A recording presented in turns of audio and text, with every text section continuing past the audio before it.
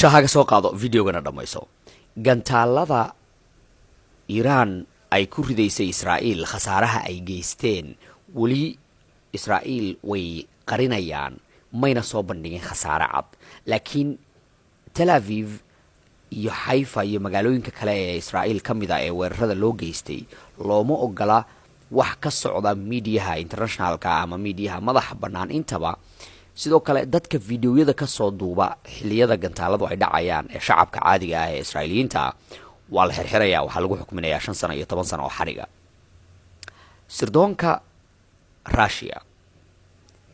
way la socdaan arrinta si dhow bay la socdaan waxayna xaqiijiyeen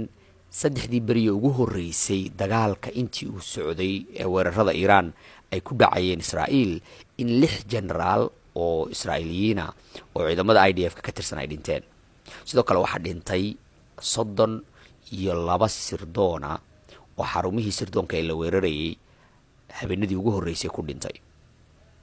78 qof oo Shin Bet ah iyaguna way dhinteen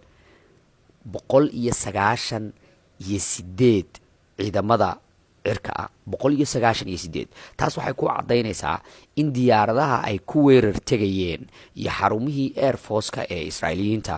in dhulka la dhigay 462 askari oo Israa'iiliyiina ba sirdoonka Russia ay xaqiijiyeen nambaradan wali may diidin Israa'iiliyiintu oo may dhihin dadkan inagamay dhimanin waxa ugu daran waxay tahay weeraradan dadka ugu muhiimsanaya kaga dhintay Israa'iil waxa waaye 11 science yahana ah oo nuclear ka shaqeynayay Israa'iil xarumo badan oo research ba law ay Iran gantaal ku dhufatay warbaahinta uma ogola Israa'iil inay gudaha u gasho taasna waxay ku cadeynaysaa inay isku dayayaan censorship ama inay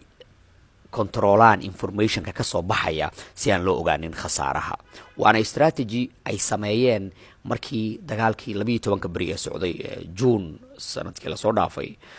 strategy-ga way sameeyeen nimanka Israa'iiliyiintu intan waa officialska iyo dadka dawladda u shaqeynayay laakiin wali khasaaraha shacabka iyo bildinada iyo guryaha lama hayo lamana sheegi karayo wixii xoga waan la socodsiinayaa Israa'iil wali ma ogolaanin in ay soo bandhigaan iyaga dhinacooda waxa ka dhintay waxayna isku dayayaan inay controlaan xogta banaanka uga soo baxaysa la soco updateskiga ku aadan dagaalada bariga dhexe iyo wajiga cusub ee uu yeelanayo isbuuc kadib